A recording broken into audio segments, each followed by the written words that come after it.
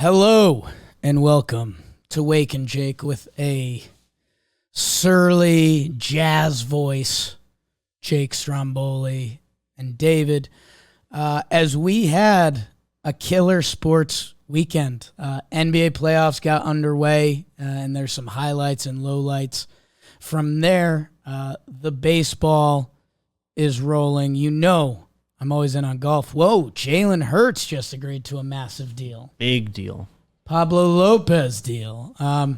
It was definitely a weekend for me that I guess I went into the weekend being like, all right, you know, it's a sports weekend. Boston Marathon's going on as the Red Sox play the early game right now. But it was one of those things where it's like, damn, like sports will sneak up on you.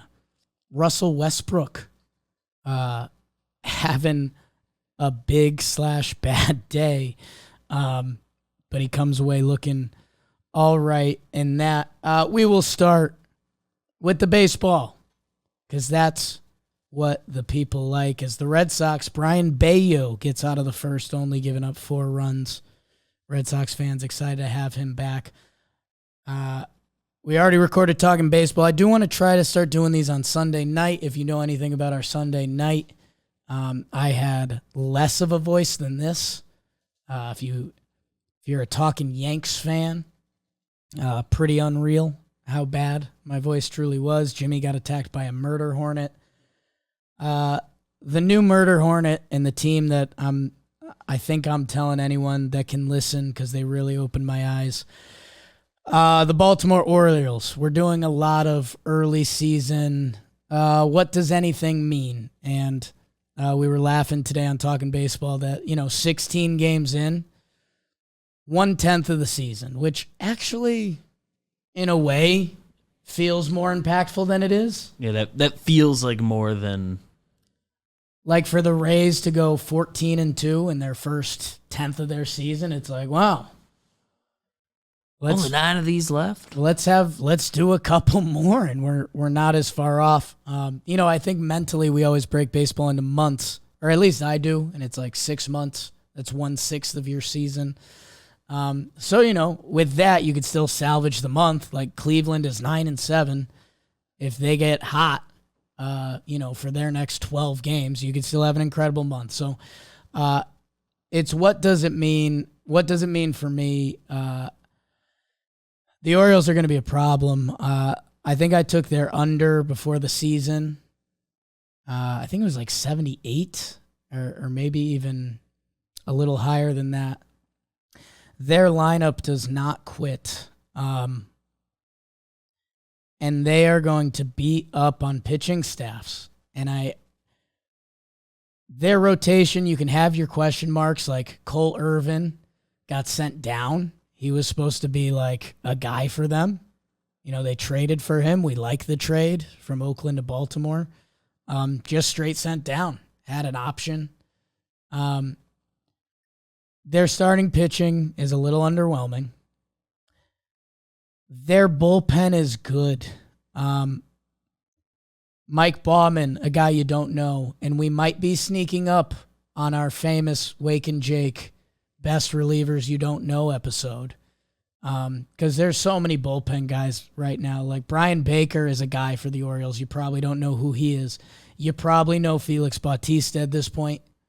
And then Perez, the lefty, he had a monster year last year. If he can carry it into this year, they're missing Dylan Tate and Michael Givens out of that pen. Those are probably 2 guys you might know, whether it's baseball or MLB The Show or whatever it is. With their bullpen being solid and how much they can hit, you don't see a lot of lineups 1 through 9 that can hit anymore. And they can.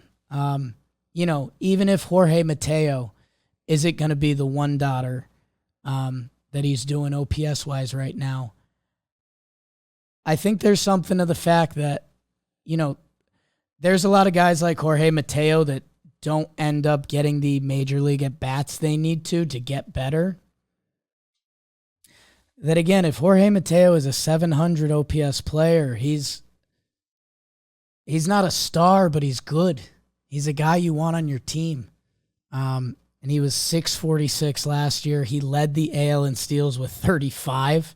I bet that number changes this year. He already has 8.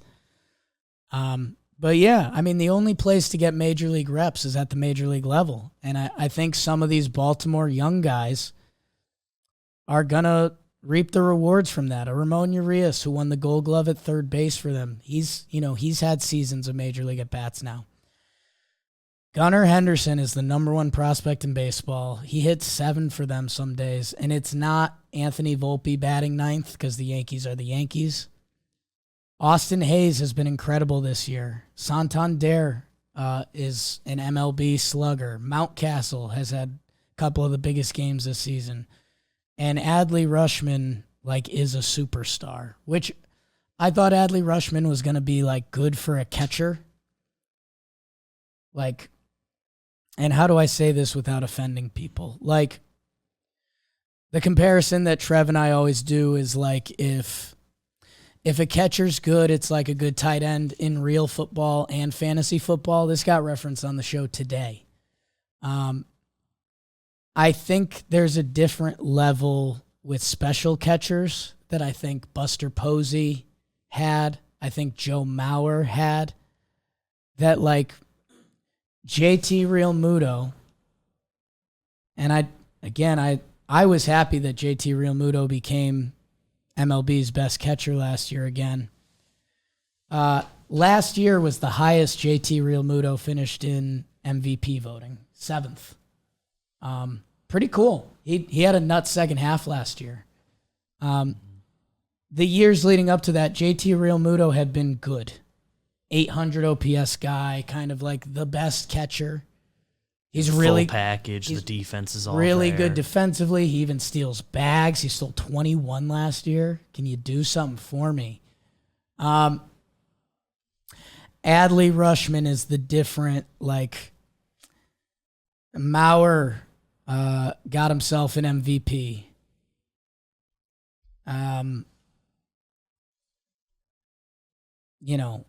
Who's the Giants catcher? I just said his name. Posey. I want to say Joey Bart because he's the guy that tried to follow him. Posey. He's got the MVP in the bag, and he was the MVP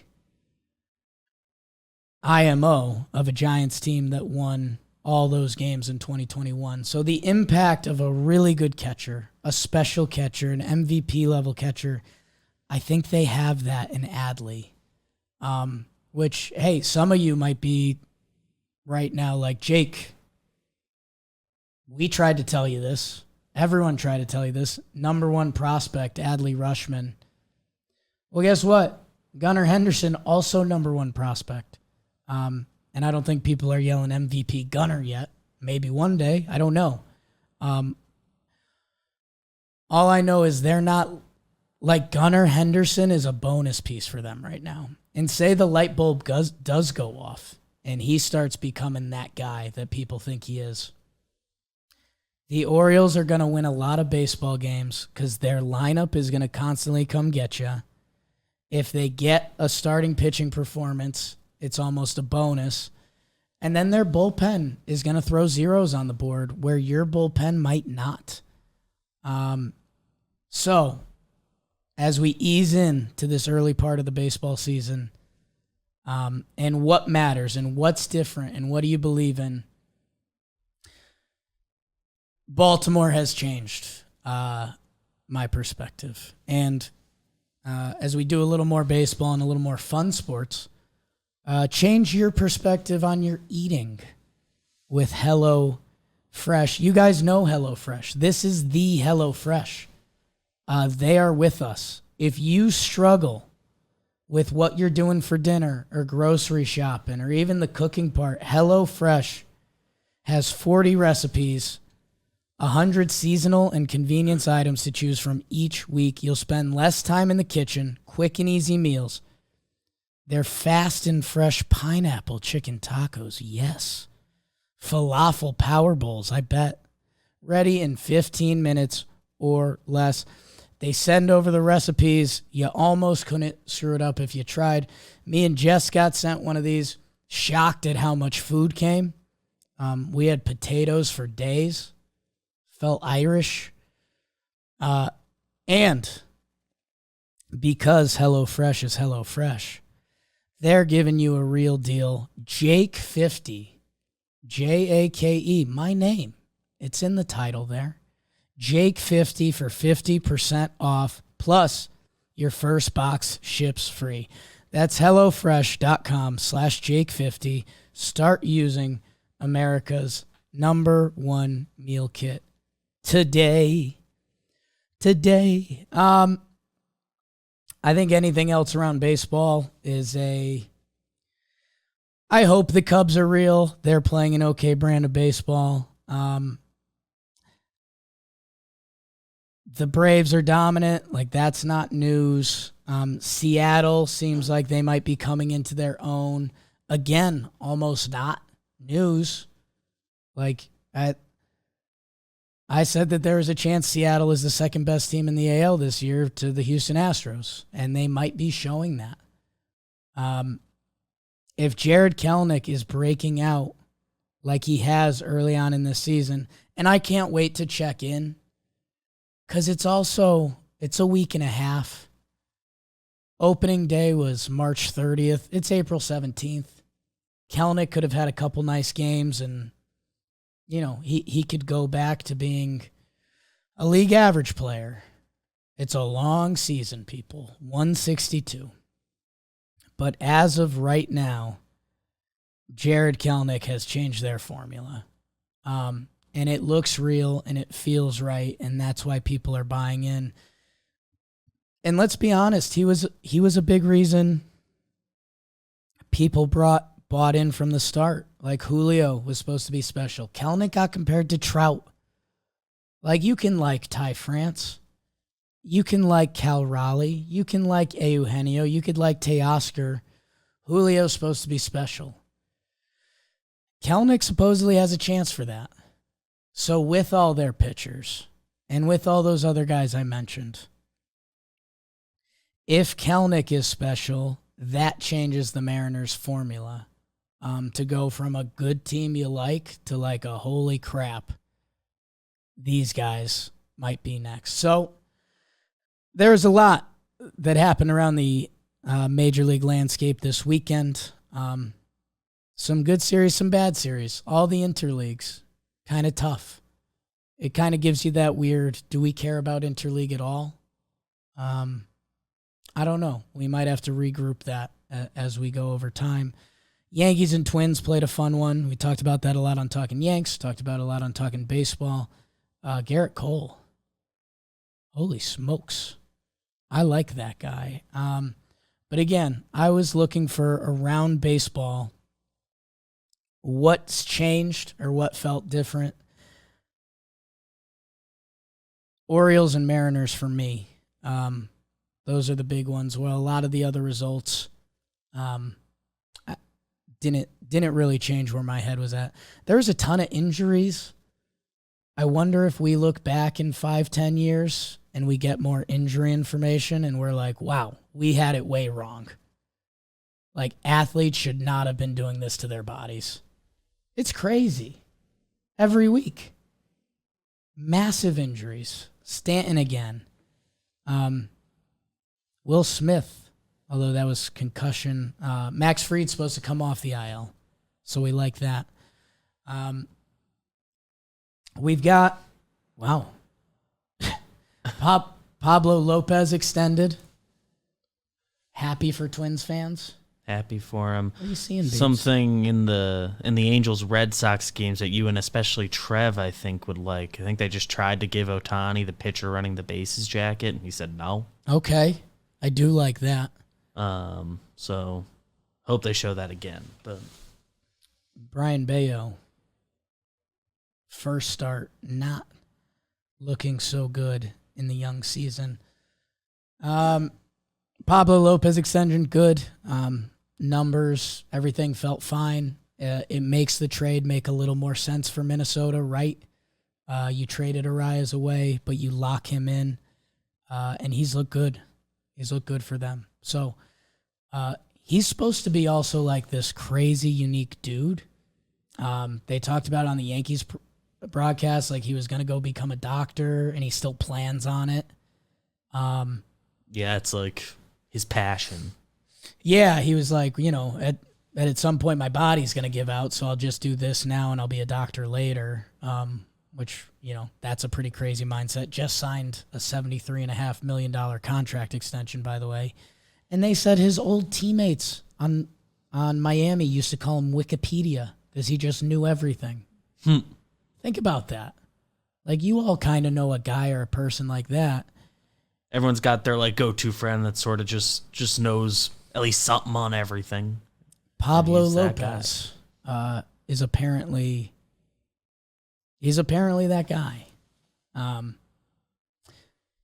So yeah, that's kind of the baseball wrap for now. Again, NBA opening playoff weekend. Watch a few of the games. Got excited. BBD's Knicks with a nice win. Huge. It's going to be a fun series, huh? Yeah, I mean, coming in, that felt like the one that was the best matchup. Right. Not projecting future injuries that make teams more even or less even, but it felt like the tightest matchup, and important Knicks came away from that one. There's a point early in the third where I had a realization like, there is no way to lose this game, and it's not a heartbreaker right now. Right.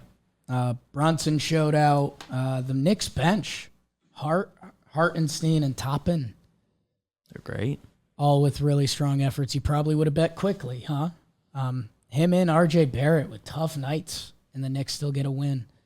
Donovan Mitchell with 38. He might up the ante when they play Tuesday. Hey, sneaky massive for the Knicks, but also this was going to be a good series, right? Mm-hmm. But with the Cavs being the home team, if you're the Knicks and say you went down 2-0 in this series, you have a slight chance of LOL Knicks, which the fact that you can dodge that. Yeah. Cavs, nice. To get a win in Cleveland, Cavs are like the defend home court team this year. They had the best home record. So you steal back home court. If they had lost a game, they avoid disaster in a lot of ways, because if they had lost game one, a game when Mobley and Garland both kind of didn't do anything, for lack of kinder phrasing. It was really just Donovan Mitchell against them. If they had not come away from that game with a win, it's bad. Bad vibes going into game two. And now, little house money. And I think Sixers beat the Nets, Celtics beat the Hawks. There's not too much of a surprise there either way. Celtics went up big early. You won't find a lot of people with Nets or Hawks stock right now. The other game that everyone is excited about, because it's, the new calf versus the old bull. Golden State versus the Kings. The Kings that have put together this masterful season. And again, sneaky one of the worst franchises in sports recent history, the Sacramento Kings. They've had an awesome season with this young core that feels like they play basketball the right way. De'Aaron Fox and Malik Monk. Big days at the office. And with all that being said, Golden State's lurking. And guess what? Whenever you see Golden State lurking, you just have a familiar feeling with them, right? Like Curry's about to do it or Clay's about to do it. It doesn't happen. They hold them off. They throw it away right at the end when you thought they were going to get a look at a game-tying 3. Nope. Sacramento holds it home. That arena was rocking. I think it was the most expensive first-round playoff ticket. In that series is going to be fun. They play tonight at 10. Might be a first half and see where we're at. Kind of game. Yesterday, Sunday, Lakers, Memphis. Everyone excited for that. A lot of people buying Lakers stock. And you see why. No Steven Adams for Memphis. All the big NBA analysts are on that, and that it's kind of like an Achilles heel type blow for this Memphis team, especially with LA's size. And, Ja Morant is in a weird spot with us, and then he gets hurt in this game. His hand. Dylan Brooks hyped to try to become the next LeBron stopper. Guess what? We hold a high standard for LeBron. I was going to say he wasn't special in this one. 21, 11, and 5, 2 steals, 3 blocks. Anthony Davis with 22, an efficient 22. And BBD's Austin Reeves with some hero ball down the stretch. D'Angelo Russell doesn't lose them the game, which he can. He's had times where he did that. And how about Rui Hachimura? Big game for your Lake show. That's a lot of guys having big nights that, hey, if you're the Lakers and you can replicate that, good. I don't know. I go to my NBA stuff with Simmons and Russillo, and they're kind of in on the Lakers, which, I don't know. As a guy that hasn't been knees deep in NBA this year, a little shocked to hear that, but I don't know, a little exciting. From where they were. I'd love to get a little more LeBron big playoff games. So that's pretty nuts that the Grizzlies have turned into a good matchup for them. Morant goes out in this game. So it's all truly lining up for them. I was listening to them a little bit shots fired at Santi Aldama. Young, fun player for the Grizzlies, but 24 minutes, a minus 23. A couple times on defense, I think he was overmatched.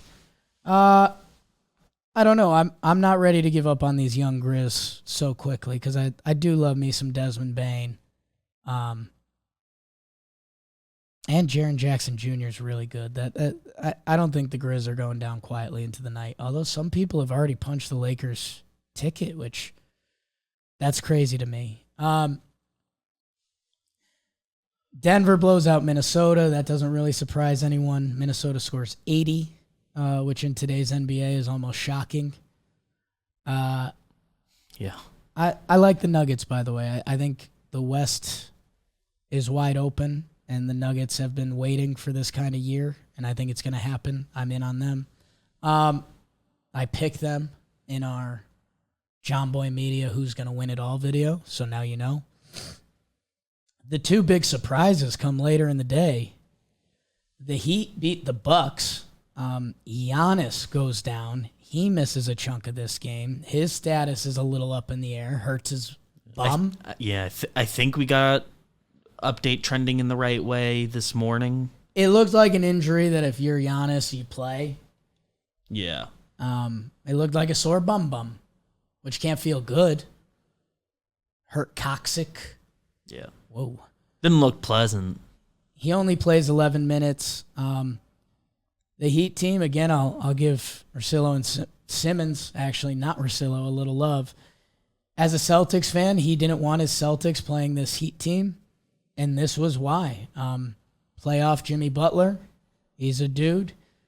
Bam, he's going to do his thing. And then the Heat just have these guys that, Gabe Vincent comes out of nowhere for 15 points. Kevin Love is drawing charges on every possession. That Kevin Love. Gray hair and all.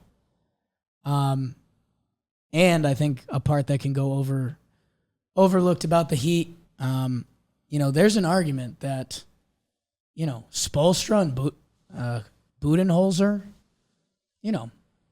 if you say those are two of your top 3 or 5 favorite NBA coaches, you have good arguments. That I think that series, I'm interested to see how it develops because people always say the Heat can't score.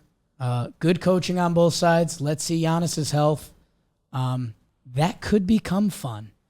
Or maybe it goes the other way and it's one of those series where each game is a blowout, but each team gets their wins. I don't know. But yeah, I know that raised a lot of eyebrows for NBA fans and almost as many as Clippers Suns. Suns, another sexy team to win it all because talent-wise, on paper, Kevin Durant, DeAndre Ayton, Chris Paul, Devin Booker, and then, you're mixing in your Torrey Craigs. They're a team that Shamit. recently went on a deep run. I think they were undefeated when Durant played going into this game. I believe so. And the Clippers, without Paul George, who won't be a part of this series, Kawhi Leonard, probably the best player on the court in this game. 38 points, 5 assists, 5 rebounds. Zubac creating problems inside, 15 boards. Russell Westbrook, 5 offensive rebounds, 11 rebounds total, 8 assists, 3 of 19 shooting. Yet, his rebounding was very valuable. He didn't overdo it from 3. He was being Russ, which means, there's going to be a lot of misses, but he does a lot of other stuff. The rebounding is impactful. And he gets a block on KD to end the game. And something I don't want to say we seem to forget. Motivation is a funny thing in life, right? Like I don't know. I think one of the jokes is like if you get broken up with, you start going to the gym more. Like, yeah, you're back in the game. You want your stock to come up. Russell Westbrook's become kind of like a joke in NBA circles, right? This is a guy that has an MVP in the bag. I was never the biggest Russ guy. I will say the season I watched the most Russ was his best season. And I was like, wow. Like the fact he can do that on any given night is crazy. It's crazy. And he would just have these moments and lapses and horrible shooting nights that it's tough to balance out. He's not going to do much worse than 3 for 19. Kava's here. Yes. I don't know. People are raising a yellow flag on this. Guess what? The Suns could win the next 2 in blowout fashion, and I think everyone would say, aha. If they don't, anything you like about team sports, continuity, having played together. Think about those Brooklyn Nets teams with KD, Kyrie, and Harden that they only played so many games into Simmons. You want that to matter in sports, that playing together and being cohesive and being a team, you can use that and you can win games. And if you don't have it, it could be a problem. And it's tough because you don't want to overreact to one game. A game where, I don't know. The Suns only go 6 of 19 for 3. You might not see that again. Durant, although he has like a fine night, there was times they're running it through Ayton, it felt like. And, Kevin Durant's on the court. So Chris Paul has a tough shooting night at the office. Let's see what comes next in this series. I was surprised how many NBA people were raising an eyebrow at this. I think the Suns will go at least in this series. Maybe NBA people are raising their eyebrow because it's kind of like, damn, if the Suns are going to do this, what does the whole rest of the way look like? And that's probably why people are buying Lakers stock. Yeah, it seemed like with Paul George kind of being out for sure for this whole series, people thought it was going to be sort of easy matchup for the Suns. It was becoming an easy one for them, and they lose game 1 at home. Steve Ballmer, their owner, is a crazy man, which is kind of cool because he's also a crazy rich man. So how much he gets into it is pretty wild. You don't see that a lot. No, man. I mean, it's cool. It's like, I think it's what a lot of us tell ourselves. If Joe's McFly bought the Yankees, he would probably be sitting. When you're the owner, you can do whatever you want. And Steve Ballmer likes to be there and go nuts. So that's cool. So, playoff basketball. God, Philly and Brooklyn is the 7:30. Again, I don't know how much I'm going to get dialed into that series. If I could script it, I think I'd take a nap and watch Golden State Sacto because that's got a chance. that has a chance to be special, man. Young guys trying to make their name in this league, a really good team, going against, a version of one of the best sports teams you've ever seen. It's, a broken, I don't want to say broken, but a deflated version of Golden State this season. Yeah, I want to watch that. Gets late, though. Have you, NBA's been off our radars a little bit this year, regular season, locking back in. Have you checked out Klay Thompson's season? Not really. It was Klay Thompson's best season so far. Interesting. He was incredible. He shot his best rates from three, his best volume from three. He did everything. Played, 69 games, I think. Not bad. I saw some stats last weeks of the regular season being like, by the way, Klay balled out, and then I looked at more of them during the beginning of that game. I was like, yeah, that's crazy. I mean, he was away for basically 2 years, right? And that's I guess what's interesting is again a lot of Russillo, and he's very locked into not necessarily the final numbers, but how they look and how they move on the court. And he's been up and down with Klay. So, yeah, just to see where the numbers landed, that is a little surprising. And I'll be biased, and sorry to all of our diehard Sacto fans. I'm rooting Golden State. I can't quit them. And that's going to make Zoe sad because Zoe decided he's going to be a Sacto fan. So we can rival. But Kevin Huerter. I want Game 7. I want Game 7 in that series. So, hey, I guess closing notes, if you're into golf, go check out, or you probably saw the shot Fitzpatrick hit to, win it.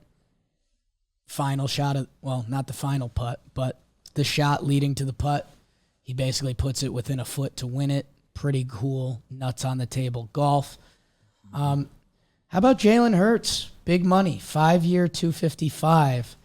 And I would have to guess the conversation coming off of that, again, has to tie to Lamar Jackson, that we still haven't figured that out. I don't know. Hurts was incredible last year. Anytime anyone gets paid in sports, we love that. The highest annual QB contract in AAV. Hurts passes Rodgers and Russell Wilson. Third most guaranteed money, which is always tricky in football. And this is why Lamar's been in such a weird spot. The number one most guaranteed contract in NFL history, Deshaun Watson, $230 million. Coming off a tug gate. So Lamar wants his money. He wants it guaranteed. And it still feels like a massive wrinkle because it feels like Baltimore's moved on, right? Which is crazy because it also doesn't have to be that way. Until it sounds like Lamar did a lot of heavy lifting on getting OBJ there. Odell's on the team now. Every time a contract gets figured out, it should make Lamar's contract more logical. And I wonder if we'll ever get there. I know the city of Baltimore loves him. It's been fun there. You just want him to be healthy and good. And, hey, at this point, I almost wish another team just jumped in, gave him the contract, and said, hey, we're the Dolphins, let's run it. Because I'd be all in on that. All in on that. Jalen Hurts, I think, got full no trade clause, which, I mean, NFL quarterbacks sort of implicitly have that, but right. I think officially speaking, that doesn't happen a lot. So that was the contract wrinkle I'm seeing a lot of people tweet about today. Good for him.